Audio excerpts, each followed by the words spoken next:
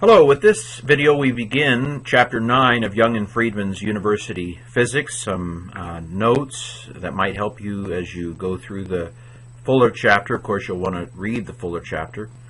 Section 1 of Chapter 9 is on angular velocity and acceleration. So you're talking about like circles, things that are turning. Take this bicycle wheel. If we conceive of the measure around this bicycle wheel in a certain way, it becomes incredibly analogous to motion in a straight line. And so you might think that it would be complicated to begin to talk about angular velocity. I think for me this was a complicated idea, but it really doesn't turn out to be very complicated after all. It is very similar in the end to straight line motion, especially if we use radian measure. And I have another video somewhere in the YouTube world on radian measure. Radians are measured as the distance traveled around the arc of a circle. So here's the circumference of a circle, and this little part here is an arc. Radians, what radians do is they measure the distance around a circle not in degrees, which is the way most of us grew up thinking of a circle as 360 degrees all the way around, or 100. Talk about somebody making a 180-degree turn.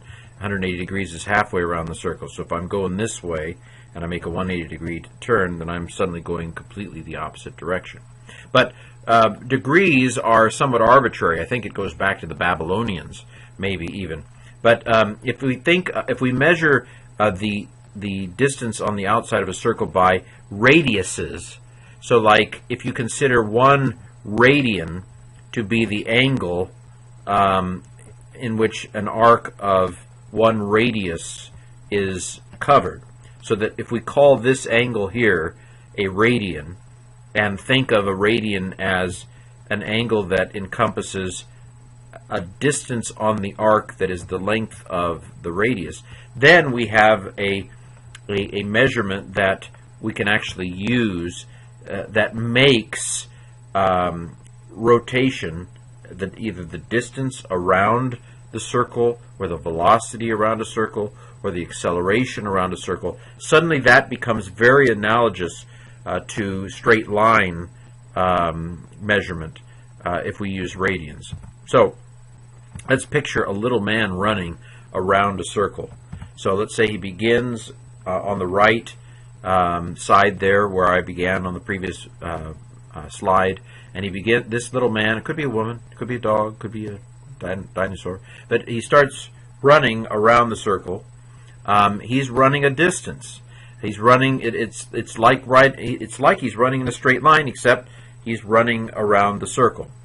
Now, in radians, to go around the circle, he will have run 3.14 radians, 3.14159265 to infinity. Pi. He will have run pi radians around the halfway around the circle, and if he goes all the way around the circle, he will have run 2 pi radians. Now, we could explain mathematically why that's the case, but let's not bother with it. If you want to, it has to do with the fact that pi is the ratio of the circumference over the diameter. And so that's what, because the way we're defining a radian, therefore, he's going to run 2 pi radians when he goes all the way around the circle, or 1 pi radian to go halfway around the circle. That's just the way it is. So we're all set up nicely. See, here's the little guy. It's a bad drawing. I'm sorry. I've failed you. But this line isn't even right. It should be. But you've got this little guy running around. And so when he runs 1 radian degree, he will have run 1 radius length around the circle, and so forth. So that's kind of what we're talking about with radian measurement. We call the measurement of this angle, when our little runner reaches 1 radius length, we call that a radian. It turns out to be about 57.3 degrees. Yay! Okay, so now that we have that in mind, we can talk about angular velocity as radians per second, or radians per minute, or radians per whatever. But now that we have a measurement suitable for going around, we can talk about angular velocity. Now, this is an omega rather than a W, so we're getting into some Greek symbols here typically used. You could use other symbols, I'm sure. But so if omega here means the angular velocity, the average angular velocity is going to be how many radians this little man runs around the circle in a given time. So if theta, that's what that symbol means for those of you in college Greek life. So theta 2 minus theta 1 is where on the circle the little man ends up minus where the little man started. That's distance. You know, it's like x2 minus x1 in straight line motion, right? Divided by the time, you know, the time when he reaches theta 2 minus the time when he started at theta 1. That's going to give you the average velocity, right? Or so the change in theta, delta theta over delta t, the change in rotational distance divided by the change in time. That's going to give you the average angular velocity, omega z. And the reason it's z is because we're conceiving this in 3 dimensions.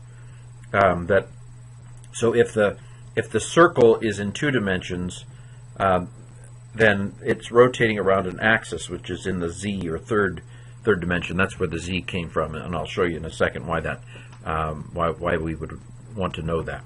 So if we want to go calculus on this, we can say that the angular velocity omega at any instant. Now the first set of equations here is average. This is instantaneous velocity. So the limit as delta t approaches 0, the limit as the time differential goes to 0 of the change in distance over the change in time is going to be d theta dt, the derivative, as it were, of the distance. Okay, so per unit time. So again, this is very similar to what you did back in Chapter 2 if you were using Young and Freedman's University physics. Why the z? I already mentioned that, because the wheel is rotating around an axis, a third dimension, thus the z. Okay, so the right-hand rule is something that will come into play as we deal with a lot of things. It comes into play even when you get into magnetism and inducing electric current and things like that. So there's something called the right-hand rule. And the right-hand rule is if it is rotating this way, then you curl your fingers with your right hand in the direction that the wheel is moving, and then this thumb is going to tell you where the positive direction is. So they needed to have a positive. How are you going to talk about clockwise and counterclockwise? Because counterclockwise and clockwise isn't really mathematical language, isn't it? It's going to be much more helpful if we can assign a positive to one spin and a negative to another spin. So using the right-hand rule, if the spin is going this way, which I guess you might say counterclockwise looking down, if the thumb is pointing up using the right-hand rule, then it's a positive spin. On the other hand, and by the way, I think the diagram in Young and Freedman is wrong. It's hard to believe because I know nothing. But I believe that the diagram should actually look more like I have it here. That if the circle is moving in a clockwise direction from this perspective, then the thumb is pointing down and it's a negative spin. So that's the right-hand rule. Tuck that away for a later day. Okay, angular acceleration. Angular acceleration is simply taking this from velocity, to the acceleration. As we know from straight line speed and velocity, the derivative of velocity is acceleration. And so if you take the limit of as delta t approaches 0 of the angular velocity, then you're going to get the instantaneous acceleration. So again, this is completely analogous to straight line motion. The derivative of the limit as delta t approaches 0 of the angular velocity is the acceleration, and that is the second derivative of the distance per time. The change in distance per time is the velocity, and the change in velocity per time is the acceleration. Now, final word for this section. As a vector, if omega and alpha, well, let's say alpha instead of a, if omega and alpha are in the same direction, the wheel is accelerating. If the velocity and acceleration are both positive, it's accelerating.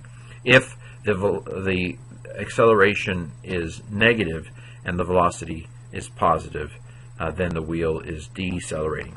Well, I hope that didn't sound bad. The next section will show that the same equations that applied for straight line distance pretty much apply for angular velocity as well. We just switch out the symbols.